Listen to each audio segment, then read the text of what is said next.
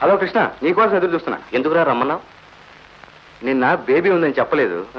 నీ వాలకం చూస్తే నాకేదో అనుమానంగా ఉందిరా. ఒక్కసారి చెకప్ చేద్దామని. చచ్చా, నాకేం లేదురా, నాకేం లేదు. నా తృప్తి కోసం ఒకసారి టెస్ట్ చేయని ప్లీజ్.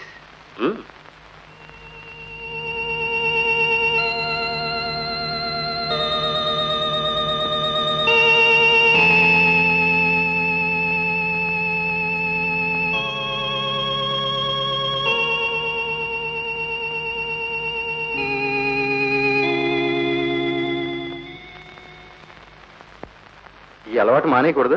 మానేస్తానురా నేను పోయాక. డాక్టర్ మాధవ్ ఒకసారి ఇలా వస్తారా? Yes coming. ఇప్పుడే వస్తాను.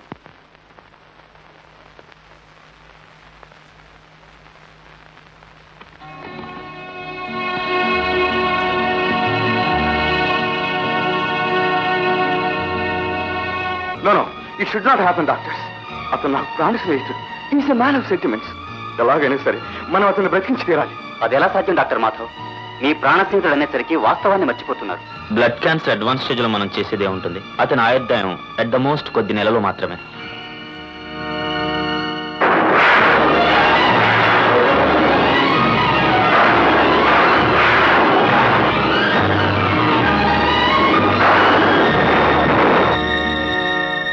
ఒరే, నేను కోరుకునేది ఏమిటో తెలుసా?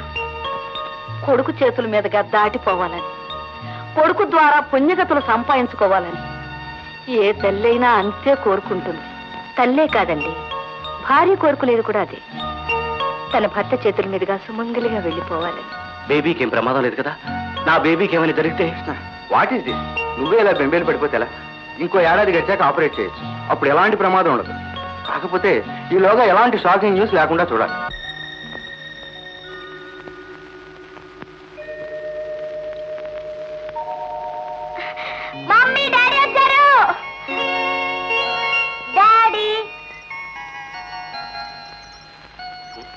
అలా ఉన్నావు? ఏమీ లేదమ్మా, కాస్త తలనొప్పిగా ఉంది. ఏమి నాన్న, తలనొప్పిగా ఉందా? లక్ష్మి, అబ్బాయి తలనొప్పిగా ఉందంట. ఎవరు దిష్టి తగిలిందో ఏమో. నలుడు కంటికి నలరాయి పగిలిపోతుందంటారు. ఉండు నాన్న, దిష్టి తీస్తాను. ఏమండి, తలనొప్ప? కాఫీ తీసుకోండి, అమృతాంజనం తెస్తాను. తీసుకోండి.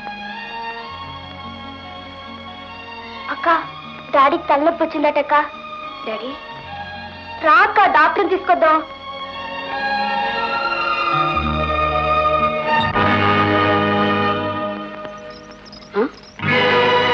అబ్బాయి ఏడమ్మా? ఏమవుతాయా? కాఫీ కూడా తాగలేదు. ఎక్కడికి వెళ్ళారో ఏమో.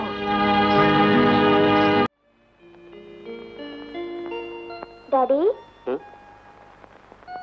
ఏమిటమ్మా? డాడీ, ఆవు పులి పాటల్లో నాటికెళ్ళిన ఆవుని పులి చంపబోయింది. ఆవు దూడకి పాలిచ్చొస్తానని బతిమాలింది.